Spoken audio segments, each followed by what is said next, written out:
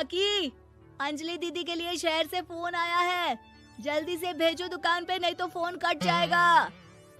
हाँ हाँ बेटा, अभी भेजती हूँ। अंजलि बेटा, तेरे लिए शहर से फोन है। सब काम छोड़ के जल्दी जाके सुन ले, नहीं तो फोन कट जाएगा। हाँ माँ, अभी जाती हूँ। जरूर मीनाक्षी दीदी का फोन आया होगा। हाय अंजलि। नमस्ते दीदी, मेरा मतलब हाय, कैसी हो आप? यहाँ तो सब ठीक है। मामा मामी कैसे हैं? तू कैसी है? मेरे तो एग्जाम्स होने वाले हैं। हर रोज कॉलेज जाना पड़ता है। Lectures, extra classes, private coaching. ओ, मैं तो इतना थक जाती हूँ, क्या बताऊँ। आपकी कॉलेज वाली बहन जी आपको इतना पढ़ाती हैं, तो घर कब जाती हैं आप दीदी? अरे नहीं नहीं, ये सब सिर्फ मेरी प्रोफेसर नहीं पढ़ाती। मैं अलग से दूसरे टीचर्स के पास भी पढ़ने जाती हूँ। दीदी, फिर तो आप बहुत थक जाती होगी ना। आप ना पैदल मत जाया करो, टांगा ले लिया करो दीदी।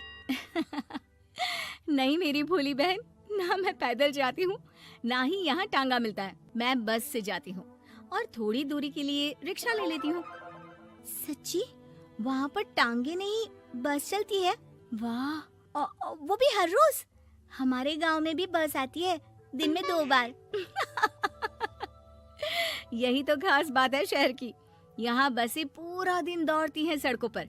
और सिर्फ बसें ही नहीं, कार, स्कूटर और ट्रक भी। और तो और थोड़ी दूरी पर तो हवाई जहाज भी है, जहाँ से हवाई जहाज आसमान में उड़ते हैं। अच्छा दीदी, मैं फोन रखती हूँ। बुआ जी, फूफा जी को मेरा नमस्ते कहना। हाँ माँ, हम लोग शहर में क्यों नहीं रहते? बुआ जी, फूफा जी और मीनाक्षी दीदी तो शहर में ही रहते हैं। अरे क्योंकि तेरे बुआ जी की शादी शहर में हुई थी, इसलिए बेटा। शादी से पहले वो भी तेरे पापा और दादा दादी के साथ गांव में ही रहती थी। तो फिर माँ, मुझे शहर भेज दो ना, मैं भी शहर देखना चाहती हूँ। इतनी बार मीनाक्षी दीदी से शहर के बारे में सुन चुकी हूँ, अब मैं भी वहाँ जाकर देखना चाहती हूँ। बस आप मुझे शहर भेज दो। ठीक है, इस बार गर्मियों की छुट्टियों में कुछ दिन रह आना शहर, अपनी बुआ के घर। अब तो खुश ना? हाँ माँ, बहुत खुश। आप देखना, मैं शहर जाके कितने मजे करती हूँ। अंजलि अगले दिन स्कूल जाती है और वहाँ अपने सारे दोस्तों को अपने शहर जाने की बात बताकर चिढ़ाती है। अरे श्रद्धा, शीतल, सरोज, तुम लोग इन गर्मियों की छुट्टियों में कहाँ जा रही हो? एकादशी वाले गांव के मेले में। हम तो दूसरे गांव में नानी के घर जाएंगे। उनका घर नहर के किनारे है, बड़ा मजा आएगा। हम इस बार कहीं नहीं जा रहे, बल्कि हमारे घर में रहने के लिए मेहमान आएंगे। और तू? अरे मेरा क्या है, मैं तो बस पास वाले शहर जा रही हूँ, अपनी बुआ जी के घर। वहीं रहूंगी कुछ दिन। तुम लोग चिंता मत करना, मैं चिट्ठी लिखूंगी तुम सबको वहाँ से। पापा, मुझे तो चक्कर आ रहे हैं, जी घबरा रहा है। बेटा, शहर आने की जिद भी तो तूने ही की थी। अब पहली बार बस में चढ़ी है तो यही होना था, भुगतो अब। अरे मामा जी, अंजलि, आप लोग आने से पहले बता तो देते, मैं लेने आ जाती बस स्टैंड तक। आओ आओ भैया, आओ बेटी अंजलि। माँ बुआ जी कैसे हैं वहाँ? और भाभी कैसी हैं? सब ठीक है, बस अंजलि जिद कर रही थी कुछ दिन आप लोगों के साथ रहने की, सो छोड़ने आ गया। दीदी, आप मुझे शहर घुमाने ले जाओ ना, मुझे भी शहर देखना है। हाँ हाँ, चल तैयार हो जा जल्दी से। अंजलि तैयार होने जाती है और कुछ देर बाद जब बाहर आती है तो अरे ये क्या कर दिया तूने? मार्केट तक ही तो जाना है। इतनी डार्क रेड लिपस्टिक, इतने बड़े बड़े झुमके और चूड़ियां और चेहरे पर इतना सारा पाउडर। मेरी बहन, ऐसे नहीं चलेगा, जा और ये सब हटा के आ। अरे कैसे, क्यों? मैंने शहर आने के लिए इतनी मेहनत से ये सब इकट्ठा किया था। और वैसे भी मैंने देखा है मोहल्ले की राधा काकी के टीवी पर एक फिल्म चल रही थी, उसमें हीरोइने ना ऐसे ही तैयार होकर जाती है घूमने। सब पता है मुझे, मैं तो ऐसे ही जाऊंगी दीदी। अंजलि शहर की चकाचौंध को देखकर बहुत हैरान और खुश होती है। ऊंची ऊंची इमारतें, सड़क पर दौड़ती गाड़ियाँ, बड़ी बड़ी दुकानें, उसकी एक्साइटमेंट का ठिकाना नहीं था। दीदी, ये छोटा सा कमरा सड़क के किनारे क्यों रखा है? इसमें कौन रहता होगा? ये कमरा नहीं, पीसीओ है, पीसीओ। यहाँ पर लोग फोन करने आते हैं, सिक्का डालकर। ओ, हमारे गांव में तो दुकान पे ही जाते हैं बात करने।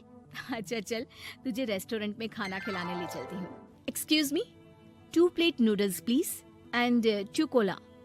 मीनाक्षी को ऑर्डर प्लेस करते हुए अंजलि बहुत ध्यान से देखती है और थोड़ी ही देर में ऑर्डर लेकर वेटर आ जाता है और खाना टेबल पर रख देता है।